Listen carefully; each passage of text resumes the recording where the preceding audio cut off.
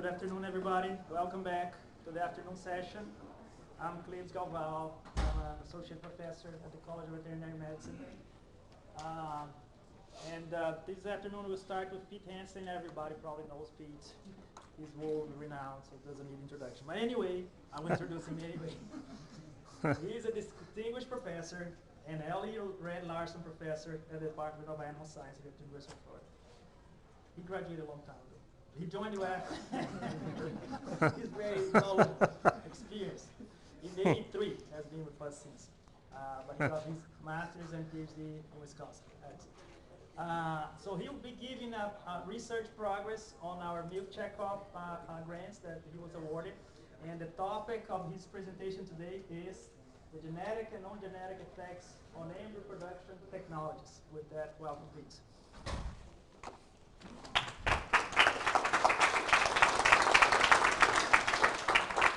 Thank you, Clibs. And I know it's after lunch, so if I see some of you falling asleep, I'm just going to blame the lunch and not the speaker.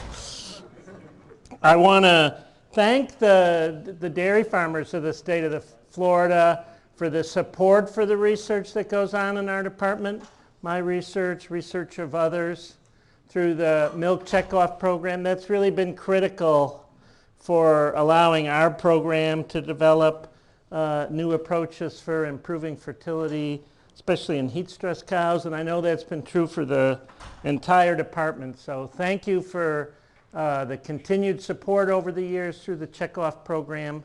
I was asked for this presentation to discuss the results of one checkoff program that was funded in 2015, in which we tried to sort out genetic and non-genetic effects on the cow embryo and the implications of those effects for understanding how to get cows pregnant and how to produce a calf that's optimal for subsequent milk yield.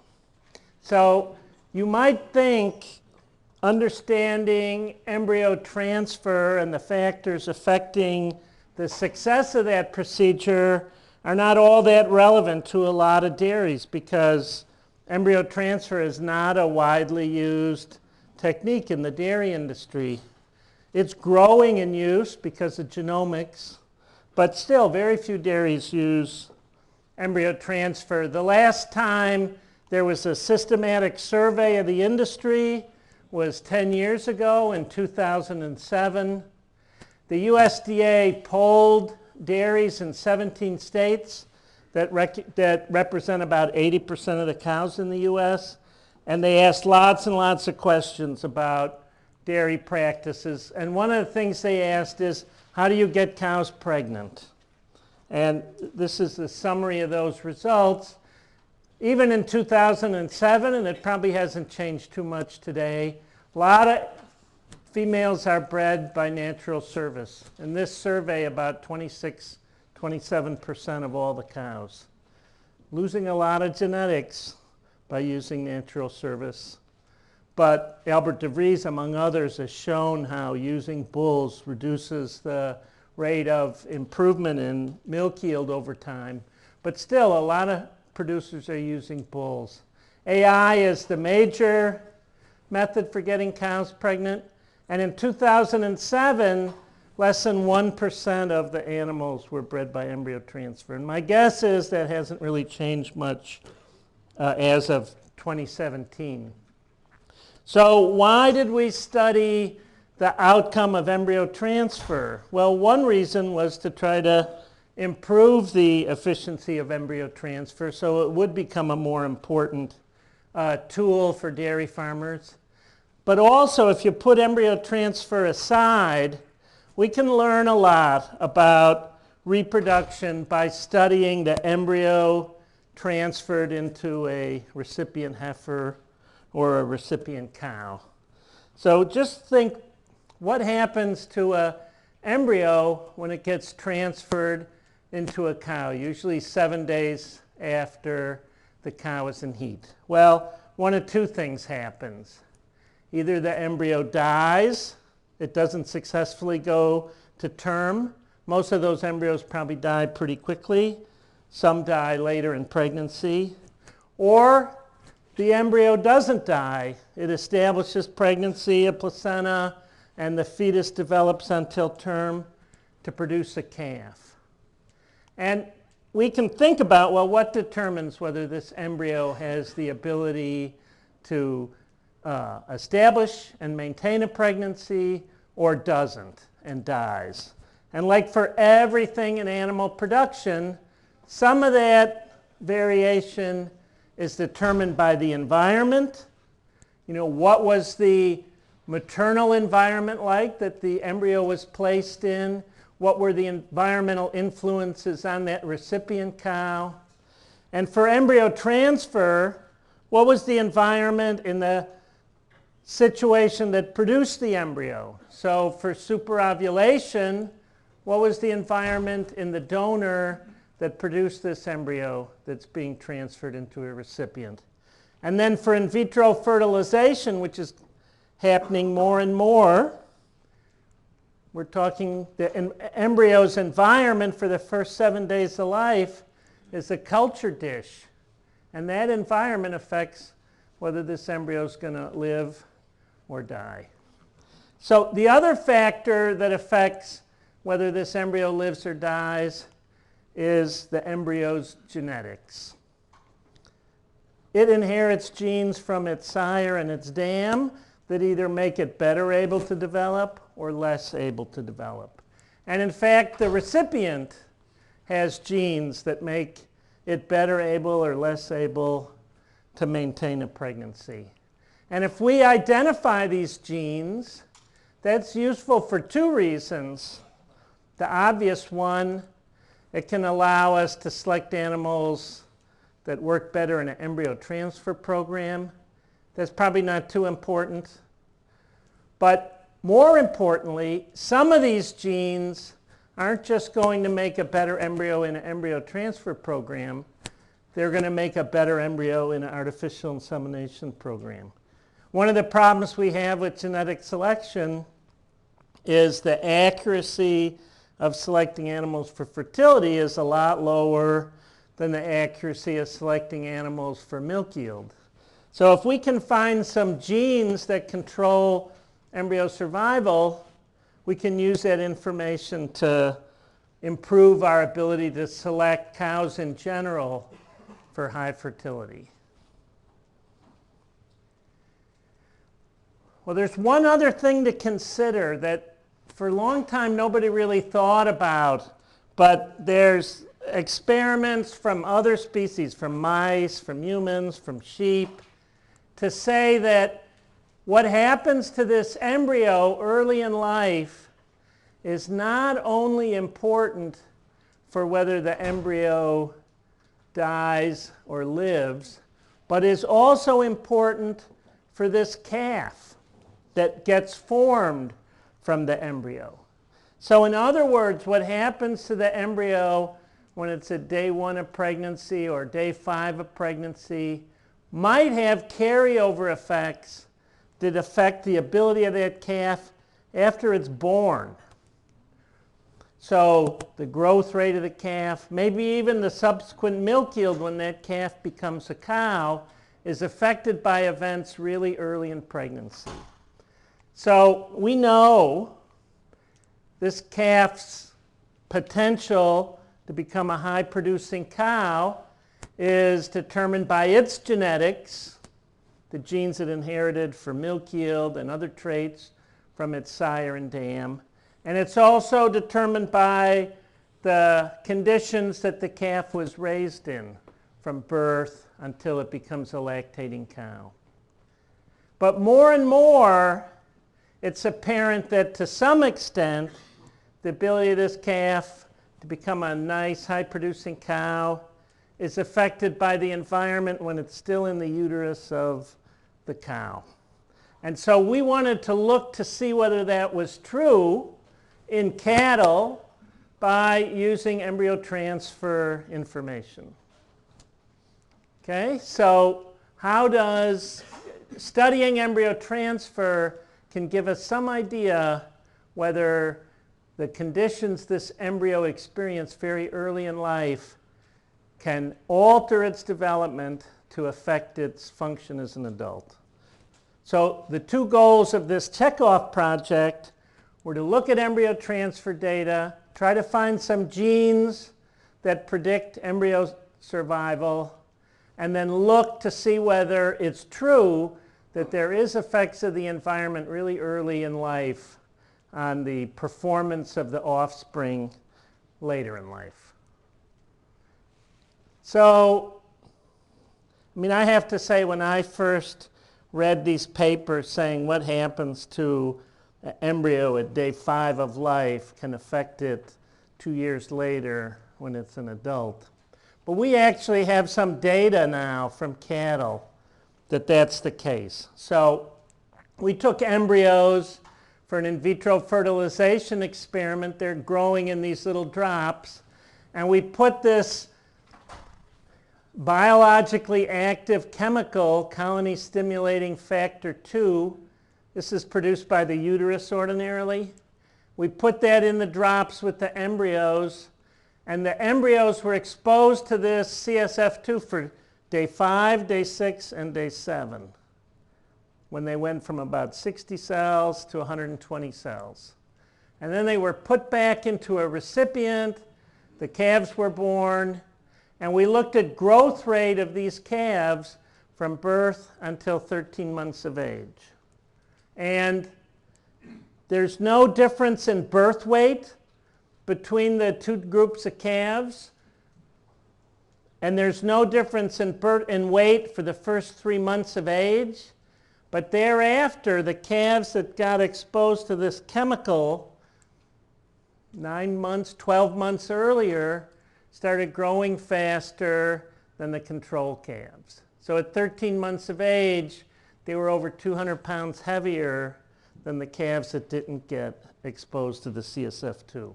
So it is possible that what happens very early in life, when we don't usually even think about it, that can affect the embryo in a way that modifies its function after it's born. So to examine these two questions, the genetics and the environment, we were very fortunate to have the cooperation of Don Bennick and the people at North Florida Holsteins. They have a very large embryo transfer program. They produce embryos by superovulation. They also produce embryos by in vitro fertilization, by inseminating eggs in the culture dish. And they gave us access to their data to address both these questions. Can we find any genes predicting embryo survival? And is there any evidence from this big data set that what happens to the embryo early in life affects its production later in life? So let's first of all look at the genetic aspects of embryo transfer.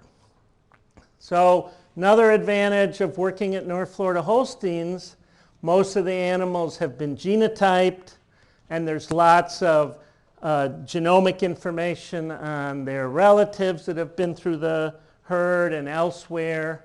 And so we were able to identify genetic variation in embryo transfer performance using data from North Florida Holstein. So in particular, we had data from 926 superovulation procedures, 628 procedures where embryos were produced by in vitro fertilization, and together that resulted in 12,000 embryo transfers.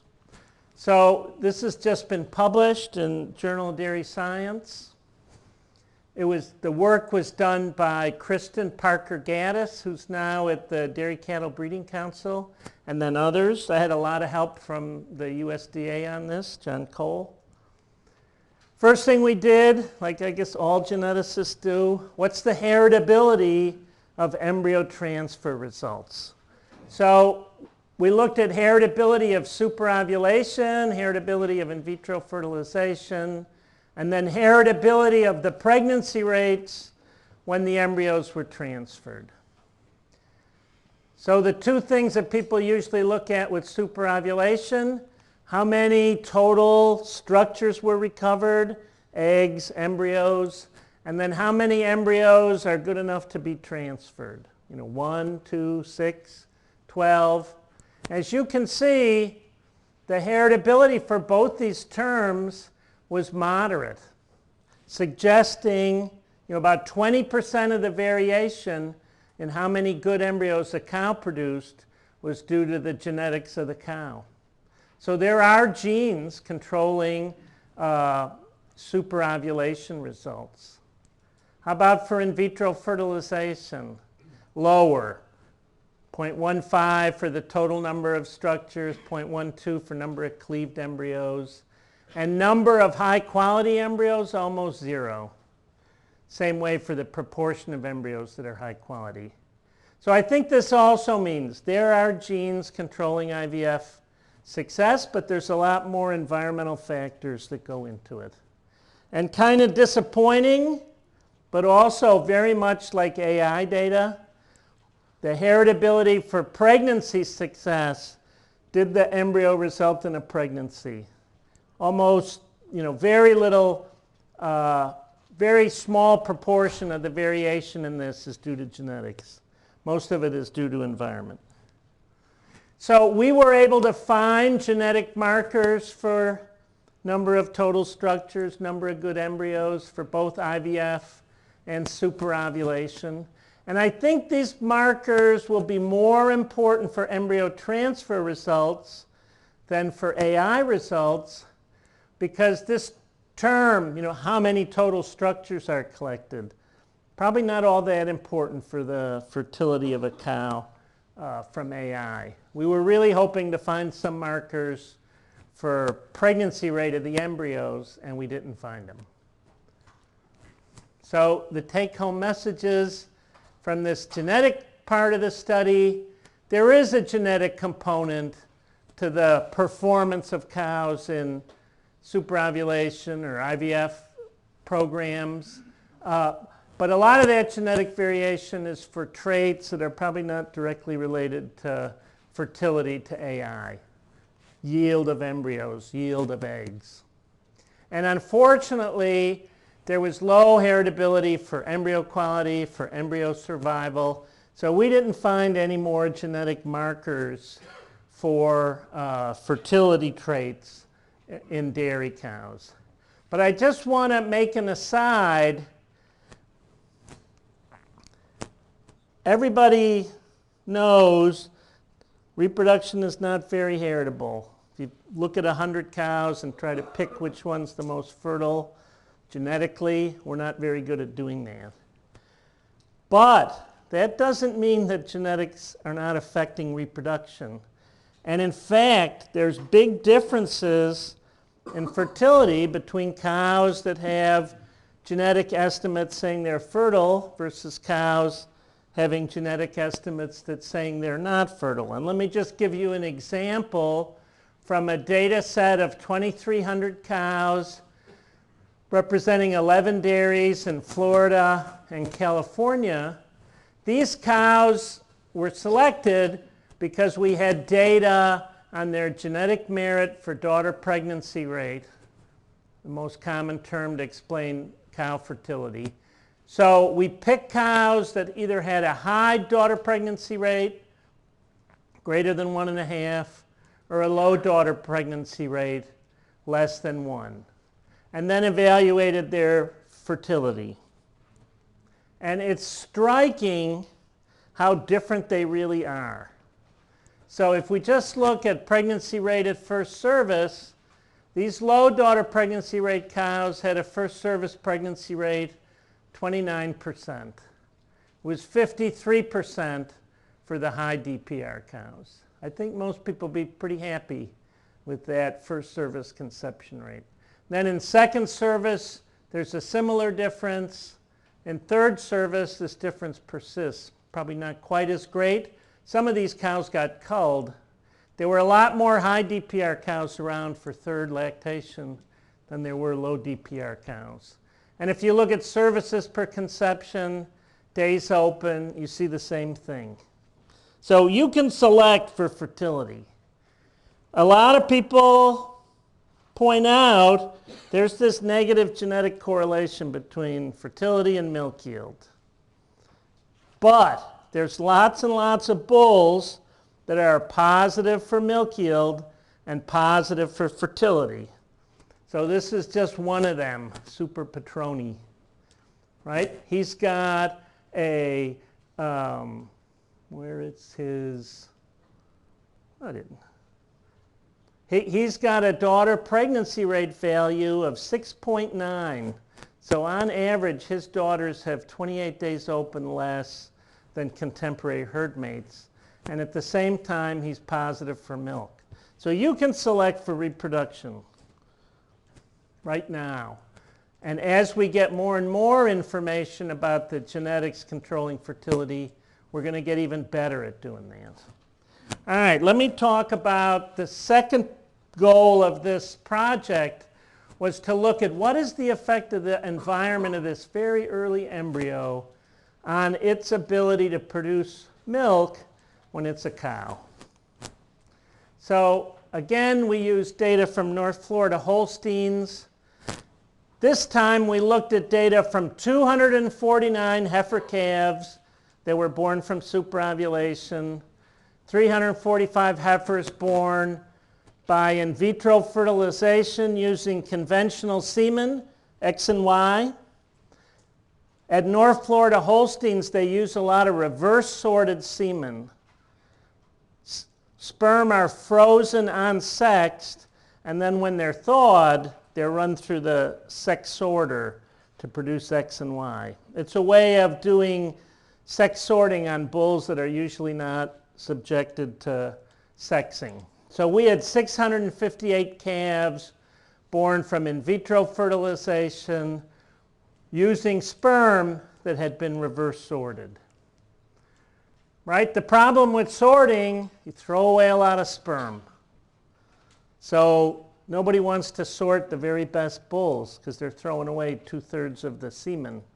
So if you want to use the very best bulls in an IVF program, you have to do reverse sorting. Sort the sperm after they've been frozen. And that's what happens at North Florida Holsteins. So our hypothesis was the milk yield of calves born from these 4 procedures will be different because the procedure is going to have a permanent effect on the calf. Now the problem with doing that analysis, the genetic merit of animals from these 4 procedures were not the same. I mean, North Florida Holsteins is doing IVF on their best females. So if you just look at genomic estimates for traits, the 2 IVF groups are the highest, the superovulation group is intermediate, and the AI group is the lowest. So if nothing else happened, these heifers you would expect would produce more milk than these heifers. So to adjust for that, mathematically, we adjusted all the data to make animals equivalent in terms of their genomic estimates for milk yield or fat yield, protein yield, etc. So keep that in mind. These differences are after adjusting for the genetic differences. So here's just a slice of the data. We only looked at data through first lactation, and this procedure's not been going on all that long, so there's not a lot of animals that are in their second and third lactations yet. So there's no effect of the procedure on growth traits, age at first calving, days open at first calving. But when we look at the milk yield of cows that were produced either by artificial insemination, in vitro fertilization using regular sperm, in vitro fertilization using sex sperm, or superovulation, you can see that this group of animals that was produced using in vitro fertilization with sex semen produced less milk than the other 3 groups. In fact, about 706 pounds of milk less per lactation than the AI group. So there was a negative effect of being born by in vitro fertilization using reverse sorted semen on subsequent milk yield. The same is true for fat yield and protein yield. So what's going on? Don't really know. One possibility is this is an artifact of IVF. These sex-sorted sperm are really kind of sick sperm. If you look at them under the microscope, a lot of them are damaged. They don't swim very fast. And it's possible that using sex-sorted sperm in IVF are slowing down the process of fertilization so that the egg is aged by the time it gets fertilized, and that affects the resultant calf. If this is the mechanism, this negative effect of sex-sorted semen wouldn't show up in AI. It would just be a problem associated with in vitro fertilization. But there's another possibility. Usually we think the only thing sperm delivers to the egg is the father's DNA. Everything else the embryo gets, it gets from its mother. But more and more people are realizing the sperm cells actually bring in some other molecules to the egg. And here they're all listed. Different kinds of RNA molecules and proteins. So it's possible, we don't really know the answer, that damaging sperm using sexing destroys some of these molecules and changes the embryo permanently. We really need to do more work to see whether that's true. The other thing we looked at, I think these are the last data, what is the effect of the dam that the embryo goes in? Does that have any effect on the embryo's ability to produce milk once it becomes a cow? So the answer is yes. Being an embryo put into a heifer causes probably less fetal development during gestation, so that when the calf becomes a cow, it produced in this experiment 600 pounds of milk less per lactation than embryos that were placed in a second, third, fourth lactation cow. So again, the uterine environment not only affected pregnancy rate, it affected the calf. So our conclusions: procedures used for IVF with reverse sorted semen have consequences that extend to adult life. They produce less milk, fat, and protein. There were very little negative effects of being born by superovulation or being born by IVF with conventional semen. And also dam parity, while carrying a calf, affected the embryo to change its ability to produce milk when it was an adult. So I think you're going to hear a lot more about this in the next 5-10 years. I'm a reproductive physiologist. We usually focus on getting animals pregnant. We don't worry too much about, as long as the calf doesn't die at birth, we think our job is completed. But more and more, we're realizing what happens to this developing fetus while it's in its mother can have effects that carry over into this fetus's adult life. These are some studies that have shown that in beef cattle.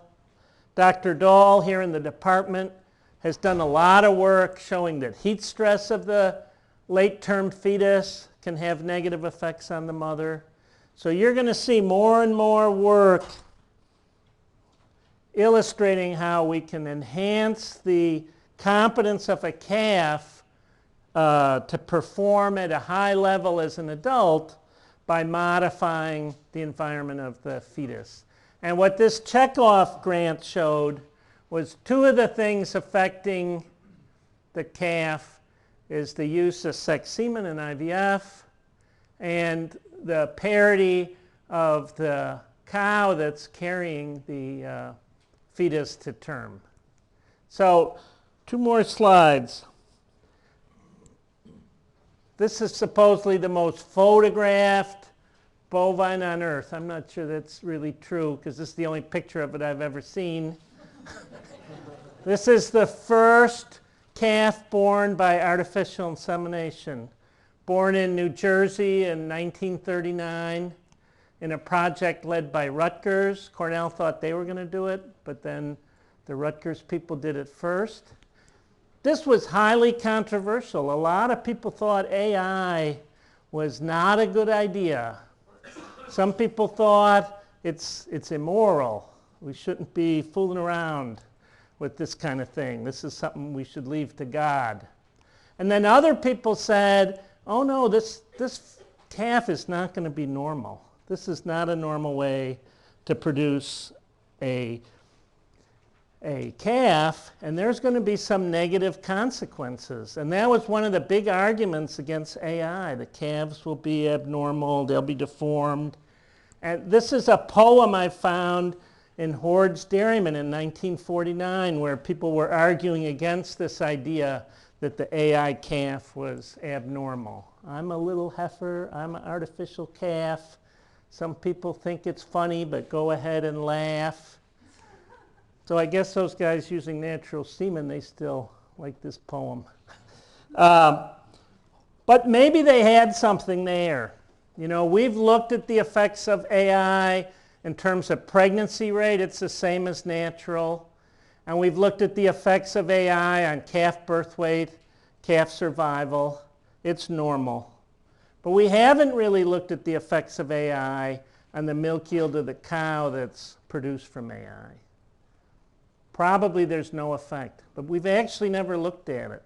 And there's lots of things in semen that change the reproductive tract after insemination. And when you talk about sex semen, we know there's a slightly higher rate of stillbirths in bull calves born from sex semen using X-sorted sperm. Presumably because that's the mistake, right? Those sperm got in there. Those Y sperm got in, there must be something wrong with them. But there's one report from Australia that says even among the heifers, there's a slightly higher stillbirth rate. So nobody has looked at the milk yield of calves produced by sex semen. So I'm not trying to say I believe AI has negative effects on the adult or that AI with sex semen does, but nobody's looked at it. And these data from North Florida Holsteins are the first hint that at least with IVF, which admittedly is a very unusual procedure, there are some negative effects of sex semen. So I think the other thing you'll see happen in the next few years, people test this. There's lots and lots of records on calves born with sex semen. People will look to see whether their milk yield is what it should be. And it probably will be. But I think we need to look at it. So I just want to end. Thanks Serdal Dikmen from Uludağ University in Turkey. He comes here every summer. He did a lot of the work for this project. Sophia Ortega, Kristen Parker-Gaddis did all the genetic analysis, along with John Cole at U.S.A. And Luis Seguera is the guy who analyzed all the IVF data for its effects on the calf. So thank you. I'll be glad to take any questions. Am I late?